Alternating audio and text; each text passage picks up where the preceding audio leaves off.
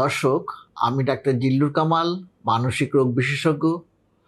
আমি প্রায় আপনাদের সামনে উপস্থিত হই নানান বিষয়ে আমার অভিজ্ঞতা এবং জ্ঞানকে আপনাদের সাথে শেয়ার করার জন্য এবং আপনাদের মধ্যে সচেতনতা তৈরি করার জন্য। ভিডিওটি ভালো লাগলে লাইক, শেয়ার, কমেন্ট করবেন। চ্যানেলটিতে নতুন হলে দয়া করে সাবস্ক্রাইব করবেন। আজকে যে বিষয়টিতে কথা বলবো সেটা হচ্ছে, আপনি যদি কোনো সম্পর্কে জড়ান তাহলে সম্পর্কটা আসলে কতটা কার্যকরী হবে সেই বিষয়টা নিয়ে আপনাকে দুটো পয়েন্ট আমি বলবো। আমরা যখন সম্পর্কে জড়াই তখন আমরা একটা ঘোরের মধ্যে থাকি এবং সব কিছুকেই এমনভাবে দেখার চেষ্টা করি যে সম্পর্কটা যেন অবশ্যই টিকে থাকে, সেভাবেই আমরা সব কিছু করার চেষ্টা করি এবং সব কিছু বোঝার চেষ্টা করি। কিন্তু বাস্তবতা হচ্ছে, যখন সম্পর্কটা গড়ে ওঠে তখন দুটো পরিবারের দুজন মানুষের মধ্যে একটা বন্ধন তৈরি হয়। যেহেতু দুজন মানুষ দুটি পরিবারে দুটি পরিবেশে বড় হয়েছে, তাই তাদের মধ্যে ব্যক্তিত্বের এবং চাল চলন, কথাবার্তা এসবের অনেক পার্থক্য থাকে। এই পার্থক্যের মধ্যে দুটো বিষয় আমাদেরকে অনেক বেশি গুরুত্ব দিয়ে ভাবতে হবে। প্রথমত, দেখা যায় অনেকেই সম্পর্কের শুরুতে তার যে সঙ্গী তাকে এমনভাবে দেখেন যেন ঠিক এই লোকটি তার জন্যই তৈরি হয়েছে, এই লোকটি তার জন্য একেবারে পারফেক্ট,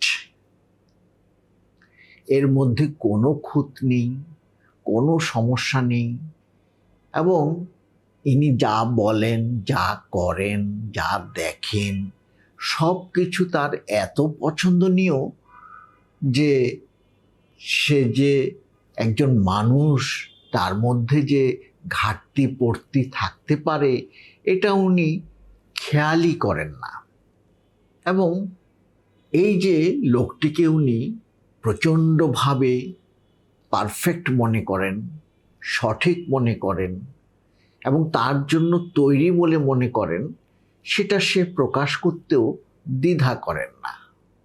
এতে সঙ্গীটি খুবই খুশি হয়। স্বভাবতই আমাকে যখন কেউ প্রশংসা করবে তখন আমি খুশি হব এবং সঙ্গীটি তাই হয়। কিন্তু বাস্তবতা হচ্ছে ভিন্ন। সম্পূর্ণ পারফেক্ট বলতে কোনো মানুষ হয় না। সব মানুষের মধ্যেই দোষ, গুণ, ঘাটতি পড়তি কিছু না কিছু থাকবেই। কেউ যখন কাউকে সম্পূর্ণ পারফেক্ট বলছে তখন সে আসলে এক ধরনের চাপের মধ্যে পড়ে যায়।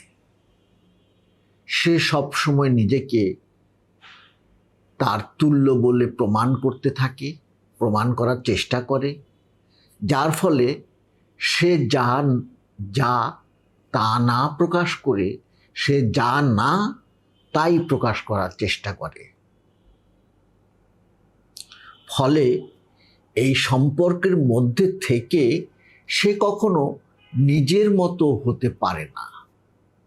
সে সবসময় একটা মুখোশ ধারণ করে থাকে।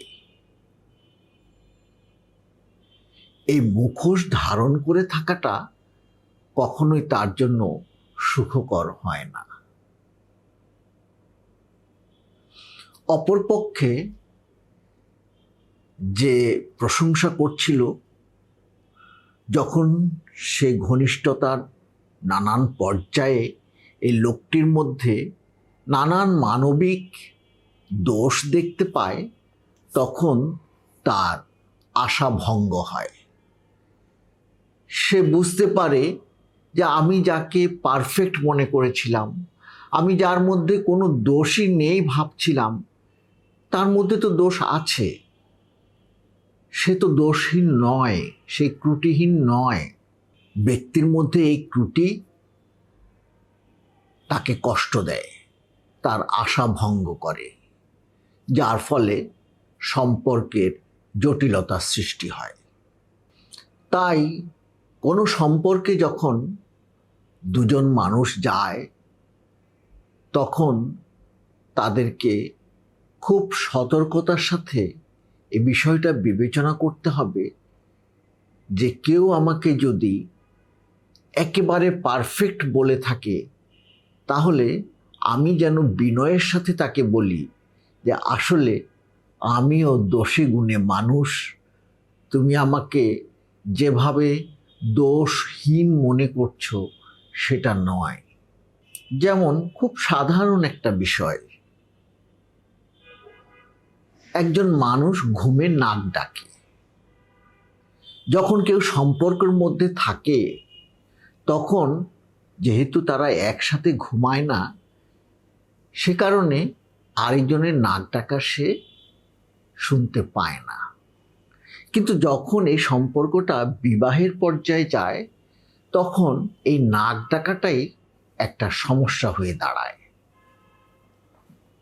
অথচ এটা কিন্তু খুব সাধারণ একটা ঘটনা। অতএব আপনি নিজেও কখনো নিজেকে সম্পূর্ণ দোষ ত্রুটিহীন প্রমাণ করার চেষ্টা করবেন না, অথবা অন্যেও দোষ ত্রুটিহীন এটা ভাববেন না। এটারই উল্টো দিকে একটা আছে, সেটা হচ্ছে সবসময় দোষ ধরা। সেদিন একটা আড্ডায়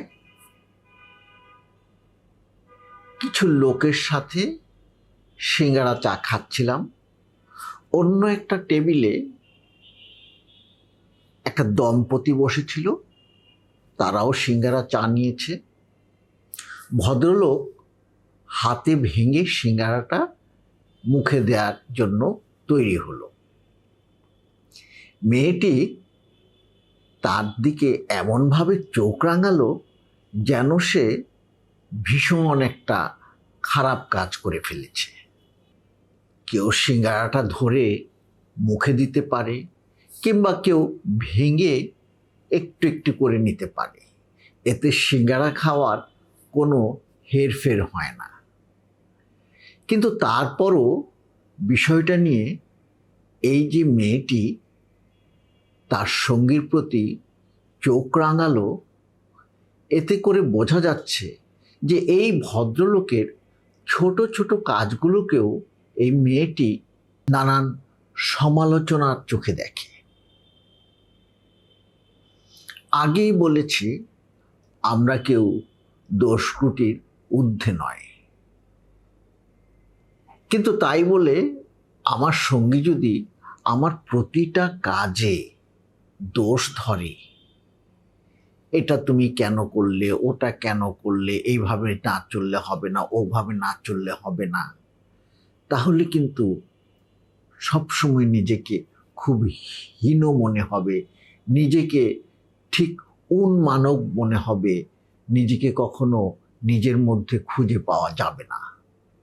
আপনি যতই ভালোবাসেন না কেন, এই ধরনের সমালোচনাকারীর সাথে আপনি কিন্তু দীর্ঘদিন চলতে পারবেন না। আর যদি চলেন, তাহলে এক সময় নিজেকে গুটিয়ে নিতে নিতে এমন একটা অবস্থায় পৌঁছাবেন যে আপনার নিজস্ব অস্তিত্বটাই ঠিক থাকবে না। যে আপনাকে আপনার ছোটোখাটো দোষ ত্রুটি সহ গ্রহণ করতে পারবে না, আপনাকে নানানভাবে হেয় করবে, বুঝে নেবেন যে সে হয়তো আপনাকে আপনার মতো করে গ্রহণ করতে পারছে না। সে এমন কোনো পারফেক্ট লোককে কল্পনা করছে যে আপনার সাথে মেলে না। আপনি নিজেকে অতটা পরিবর্তন করতে পারবেন না করা উচিত নয়, যতটা করলে আপনি আপনি থাকবেন না। যদি কোনো সঙ্গীর কাছে আপনি নিজেকে মেলে ধরতে সংকোচ বোধ করেন, যদি আপনার ছোটখাটো দোষ ত্রুটি এসবকেই কেউ আপনার ঊর্ধ্বে বড় করে দেখে, তাহলে এটা আপনার সম্পর্কের ক্ষেত্রে একটা বড় ধরনের সমস্যা বলে ধরে নেবেন। সেক্ষেত্রে অবশ্যই আপনাকে সচেতন হতে হবে। আমরা অনেক সময় দেখি আমাদের কাছে অনেক যুগল আসেন যাদের মধ্যে এই সমস্যাগুলো দেখা যায়। কেউ কেউ তার সঙ্গীকে একেবারে পারফেক্ট বলছেন, কেউ কেউ তার সঙ্গীকে শুধুই কথায় কথায় দোষ ধরছেন। অনেক সময় অপর সঙ্গী মনে করেন যে এখন তো দুজনের মধ্যে একটা বোঝাপড়া চলছে, যখন বিয়ে থা হয়ে যাবে তখন বিষয়টা ঠিক হয়ে যাবে। আসলে বিষয়টা তা নয়। মানুষ মৌলিকভাবে খুব পরিবর্তন হয় না, তাই বিয়ে হলে বিষয়টা ঠিক হয়ে যাবে এটা ভাবা ঠিক নয়। তাই সম্পর্কের শুরুতে আপনি যদি এই দুই ধরনের কোনো একটি ধরনের টের পান, তাহলে আপনাকে অবশ্যই সচেতনতার সাথে বুদ্ধিমত্তার সাথে সিদ্ধান্ত নিতে হবে যে আপনি আপনার বাকি জীবন এ ধরনের একটা পরিস্থিতির মধ্যে থাকতে চান, নাকি দ্রুত এর থেকে বের হয়ে আপনি আপনার নতুন কিছু খুঁজতে চান। এ বিষয়ে আমাকে অনেকে জিজ্ঞেস করেন, তাহলে কি বারবার প্রেম করব? আমি ডিয়ার জিন্দেগি ছবিটার উদাহরণ দিই আর নিজের মতো করে বলি যে আপনি একটা জুতা কিনতে গেলেন। একটা জুতার দাম কত? খুব বেশি হলে 10,000, 15,000 কিংবা আরো কিছু বেশি। এই 10-15,000 টাকার একটা জুতা কিনতে গেলে আপনি কয়টা জুতা পায়ে পরে তারপর পরীক্ষা করে নেন? 3, 4টা, 5টা। তাই যদি করেন, তাহলে আপনার জীবনসঙ্গী বাছার ক্ষেত্রে আপনি কেন সতর্ক হবেন না? কারণ আপনার জীবন সঙ্গীকে বেছে নেওয়ার উপর নির্ভর করবে বাকি জীবন আপনি কেমন থাকবেন। তাই আবেগের সাথে বুদ্ধিমত্তাকে মিশিয়েই আপনাকে সিদ্ধান্ত নিতে হবে। দর্শক, ভিডিওটি ভালো লাগলে লাইক, শেয়ার, কমেন্ট করবেন। দেখা হবে অন্য কোনো দিন অন্য কোনো ভিডিও নিয়ে। ততদিন ভালো থাকবেন। ধন্যবাদ।